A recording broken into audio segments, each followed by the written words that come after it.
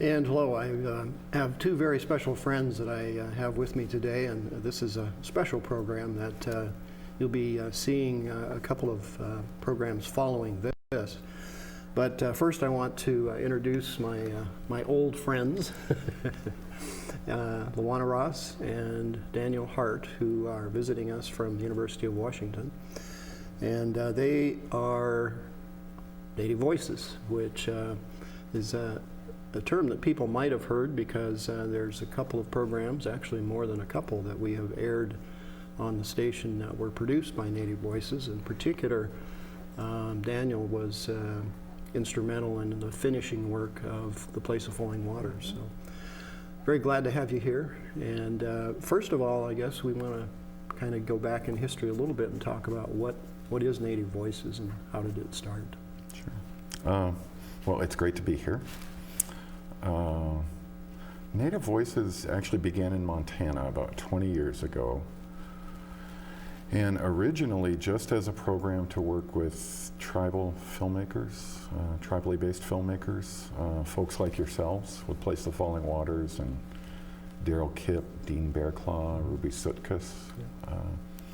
But as we were doing that work, we started attracting students to come and work with us, and about 10 years ago the University of Washington made an offer to us to move the program there and to develop a new graduate program, which we did. So we've been there for the last 10 years. We still work with community-based producers. We have a pretty vigorous graduate program. I think we have 9 students working with us right now.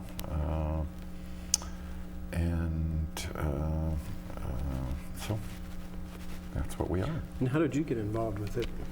Well, my PhD's in sociology, but I have been intensely interested in visual sociology and can recall the exact year and the exact sentence and the author who piqued my interest, who is John Berger, who wrote a great book you may be familiar with called Ways of Seeing. Mm-hmm. And the very first sentence in that book is that seeing comes before words. And then he talks about the relationship we have as we're seeing objects. And so that piqued my interest, so I began teaching a class, Images of Natives in the Cinema, at the University of Montana in, I think, 1981. I know, so that's a long time ago. So that was my interest. And so with our curriculum, I teach the theory and the methods. Dan and I do the methods together, but it is a rigorous curriculum. And there are by now a couple different theories of indigenous aesthetics. You may remember Stephen Leuthold, who did his work here. I think he interviewed you, and I think he interviewed Roy. Yes. Yeah, because he includes those interviews in a book. And so we talk about image construction and how that fits into the community and a concept of being interdependent. And in the class that Dan and I co-teach together is a research methodology class that is soundly based from indigenous studies, looking at indigenous research, and also wrestling with the question, what is a documentary?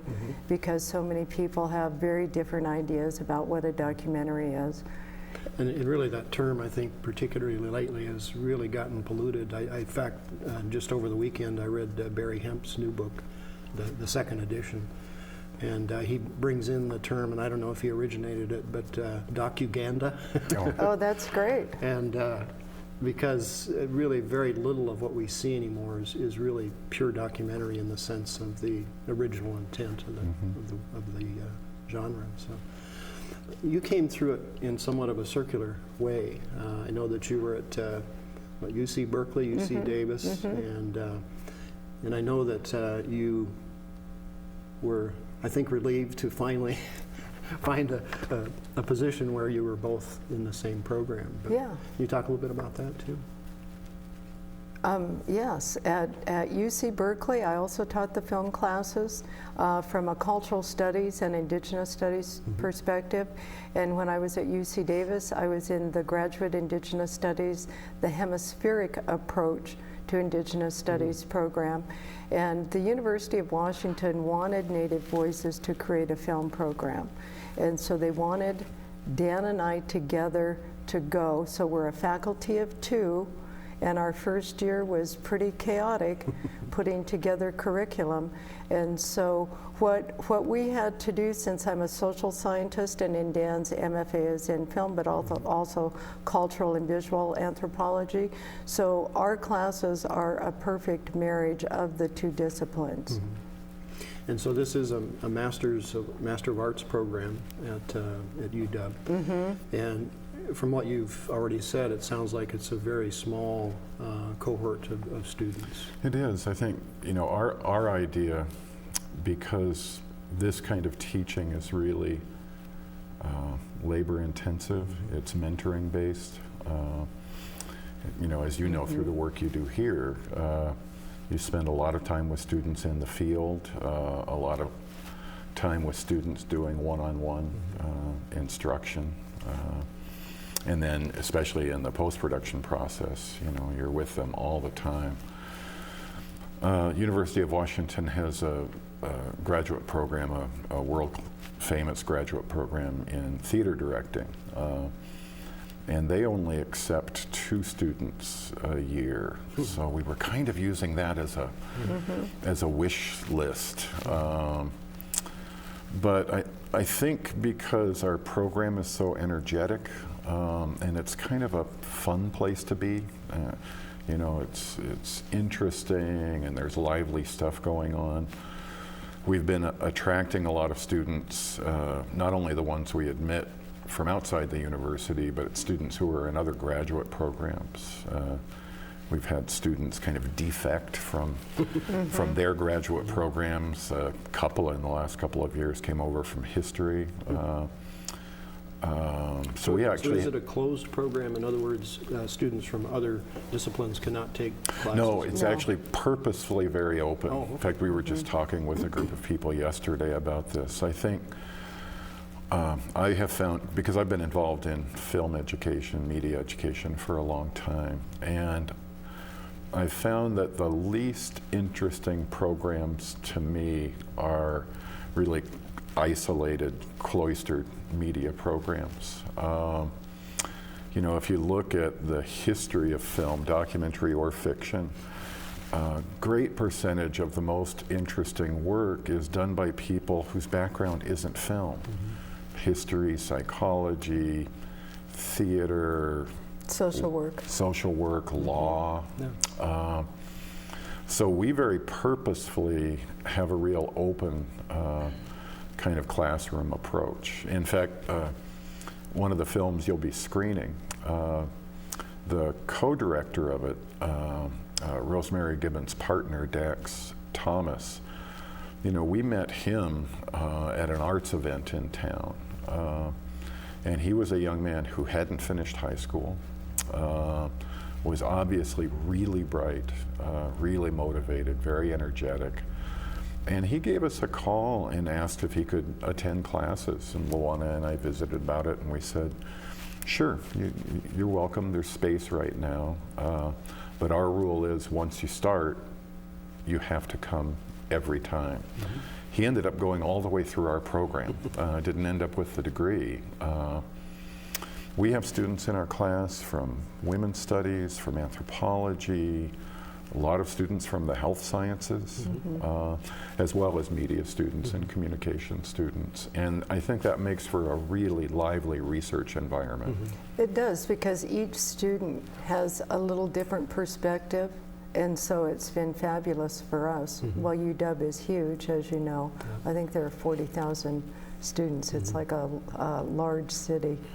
Yeah, and so Large Montana city. It is, yeah, large Montana city anyway, and so it's really been great for us because they turn out such different final products.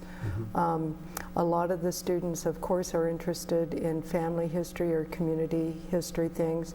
We have the boarding school film, but also 2 or 3 films on different aspects of identity, being too dark, being too light, body image, not being enrolled, all of those different ideas around identity. We have several of those films.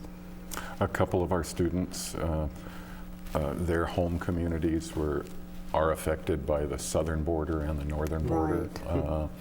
So we have a couple of films that students have done about those borders. Their communities were cut in two. Yeah. I'd like to maybe expand a little bit on one thing that you've mentioned that may not be apparent to some of the viewers, and that is that at least generally in the past, most film programs or film or television were journalism or documentary, or now of course we have the natural science one at MSU, but yours is research-based. Yeah. And could you maybe get a little bit more deep into what that means as far as the difference between what has traditionally been the focus in those studies? Yeah, I think it's really pretty mainstream on one hand and pretty innovative on the other. Social science research, as well as how to access the archives and find documents that they can use as evidence, where to locate images.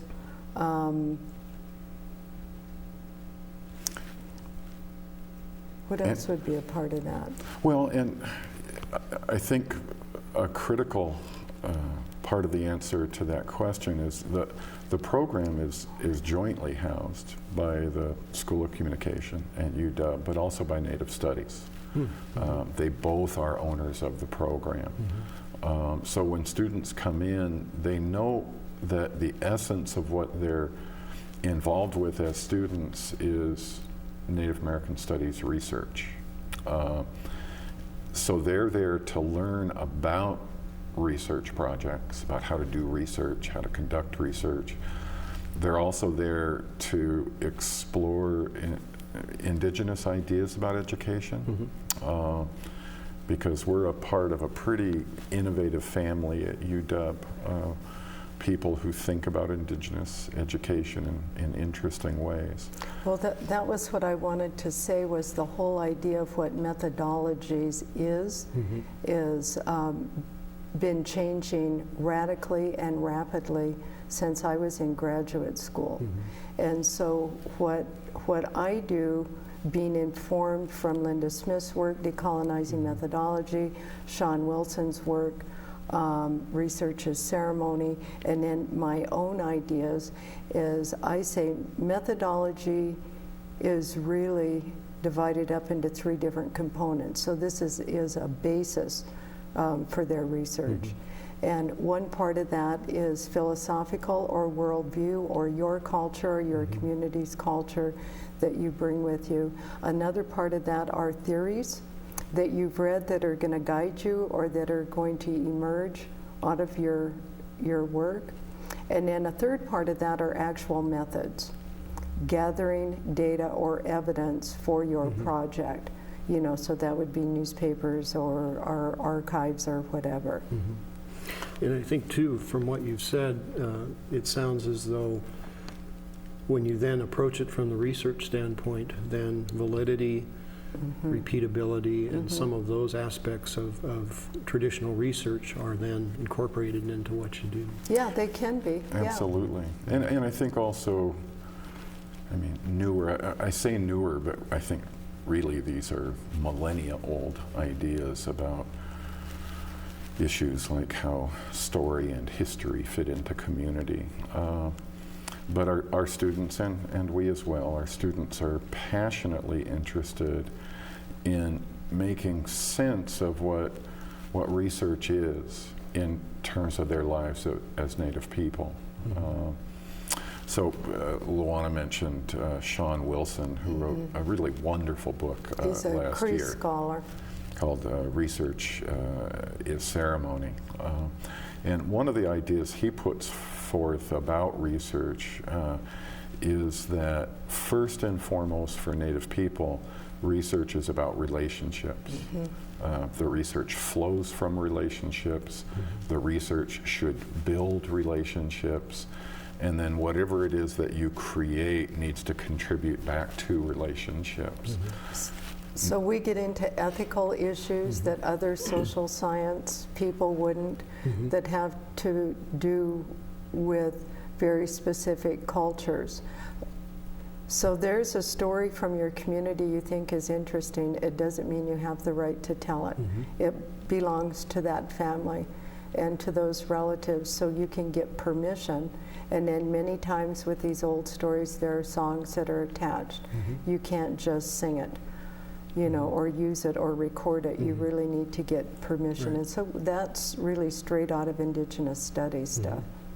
It makes me think about the work that you've been doing here at the Media Center at SKC, because for so long, you guys working with educators in the communities and the other folks that you collaborate with have been creating programs that are, I mean, they're about all sorts of different things, but what I'm thinking about are programs of historical recovery, like Place of the Falling Waters, or the work you've been doing with Julie the last couple of years. And that work is all about relationships. Relationships between elders and youth in the community, relationships between all the community members, and the histories. Land and animals as Yes. well. Land Very, and very animals, good and example. relationship between the tribes, the Confederated tribes, and the surrounding communities. So it's a great way to think about work. And one of the neat things about what we've been doing at UW is because we explore kind of Indigenous education with a lot of energy because of the media component, we attract also a lot of non-Native students, European American students, but a lot of African American students, Asian students, Chicana students. It's a pretty lively environment that way. Well, what's going to follow this program, of course, is the screening of these two programs, which actually the community had an opportunity to see in October. But let's talk a little bit specifically about what these programs are, and I guess we'll start with Fry Bread Babes. Yeah, Stephanie Settle is the director. She was a fabulous student and a very good friend of ours, she and her mother Sharon. She is light-skinned. She is not skinny. She is enrolled Lummi, who is raised in Texas. And so she's thought a lot about who she is and how she fits into her family and how she fits into her community. So she knew from the onset when she came into the program that she wanted to look at issues around identity and body image, and she wasn't sure how she was going to put it all together. And she started a film where she was looking at different generations. And she had filmed and interviewed a little 5-year-old girl watching her mother put her makeup on and standing in the mirror and putting her makeup on. She interviewed one of my nieces, and then she interviewed someone from her generation, and then the next. And then she wasn't quite pleased with that, and so then she went back to the drawing board, and so it's her relatives, but using Elaine Miles, who is a friend of Native Voices and quite a dignitary in Seattle, as a way to anchor her commentary. And Elaine does a fantastic job. She's a great stand-up comedian, and she does a great job talking about body image and how she did not fit into the Hollywood scene. Yeah, and so that's Fry Bread Babes. Well, Elaine was at one of our staff in service programs about 2 years ago, I believe, and had quite a presentation. I think we heard about that, an infamous incident. One of the neat things about Stephanie's film is that it's multi-generational in her family, so there's a real sense of intimacy, excuse me, a real sense of intimacy about it. But because she works with her aunties and her cousins and some of her nieces, and each generation has dealt with body image and stereotypes and racism in a pretty different way. So one of her older aunties remembers being young and always being compared to wanting to look like Marilyn Monroe. One of her cousins, one of her older cousins, remembers going through a period where she wanted to look like the ultimate Aimster or Sacheen Littlefeather. And then the younger, especially the younger people in her family, are much freer and much more accepting of their own gifts of body and presence. The other thing I wanted to say about Stephanie is that she's a great example for us as educators in another way. You know, Luana mentioned that she grew up in Texas, and I think she really did struggle with self-image and body image. I think she grew up in a society that just treasured the kind of skinny blonde cheerleader look, and she's as far from that as you can get. And when she came into our program, she was pretty timid about what she was going to be able to accomplish. And we saw her through her involvement with her own project over the course of 3 years. She was with us 3 years. Really just flower into an amazing young woman with great talent and great intellectual energy. She just finished a short piece for National Geographic that we're just as proud of for the We Shall Remain series. So your viewers can actually see it online. It's a portrait of a Haida Carver if they go to the We Shall Remain website. Oh, okay. Yeah. Good. Well, then kind of a real different note, the second film is A Century of Genocide. And can you talk some more about that? Yeah, Rosemary Gibbons is Apache. She was our first student. She came from the Community Studies program at University of California at Santa Cruz.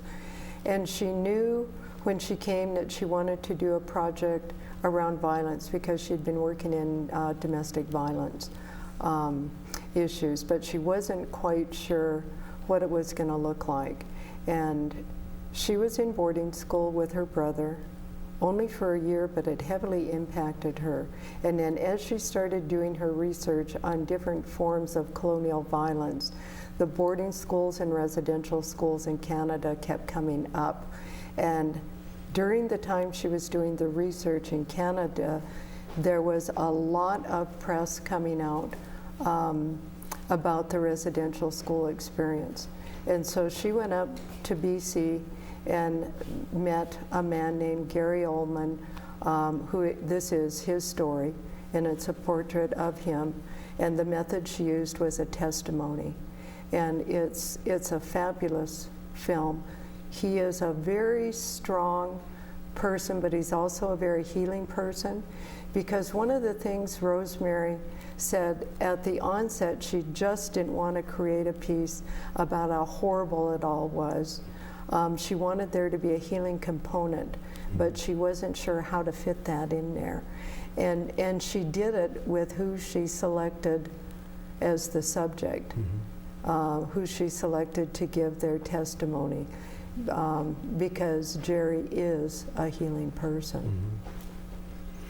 Well, I think that our viewers are going to be very impressed with these films. And just one other subject perhaps that maybe we can touch on is the, what is the value of Indigenous media? Is it worth the price, shall we say? What are the things that the community can get from those? I know in our case we struggle with the limited resources that we have, but we feel that what we do is definitely helpful and valuable for the community. But since you come from the perspective of the academic world, how do you fit all of that together? I think, I don't want to sound too consumer here, but I think it's priceless. But I really do. I mean, you know, the folks in this community, you know through their experiences growing up in the community and experiencing public schools, the danger of living in a society where your histories, your experiences, your leaders, your heroes, your fellow citizens are never reflected in the media. It's a dangerous situation, and that's been the situation for Native people from the get-go.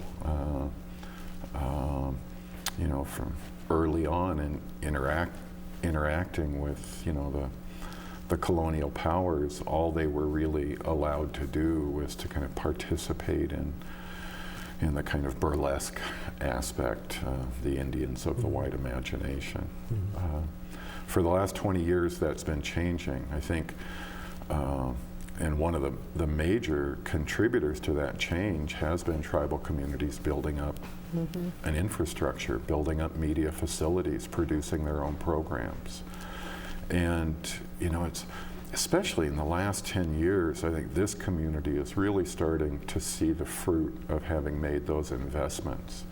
You know, you're starting to see curricular materials in the schools, you're starting to see your films played on the television station, screened locally, screened around the world. And that's going to bear really, really, I think, kind of powerful rewards over time. Yeah, I think storytelling is empowering, not just to an individual, but to a community. I think stories make reality. They do. They get at truth in a number of different ways. We were staying at Julie's house, who doesn't have a TV setup right now, but she has a DVD player. And I was restless the other night, so she had a copy of Hart that her grandchildren were watching. I don't know if you've seen it.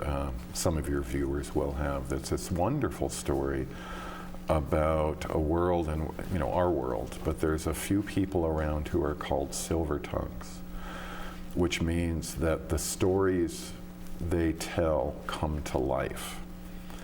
And I think that's a wonderful metaphor, because I think that's really true about media. You know, and we are surrounded by media that is violent, that's pornographic, that's trivial, in which really the only important message that it brings to the table is to buy. And you know, this community and all Indigenous communities have such important stories that can be reinforced through the kind of work that you do here and media producers do. Well, we're just about out of time. I want to make sure that you know that we would love to have you back again, and you don't have to bring more films necessarily, but you know, it's been great to visit. But we can do that too. I Right. mean, one of the neat things about the program, we've been going for 10 years. I wrote down 8 first, and Luana corrected me and said, no, we've been there 10 years. I think it's kind of, I'm trying to whittle years off my age here.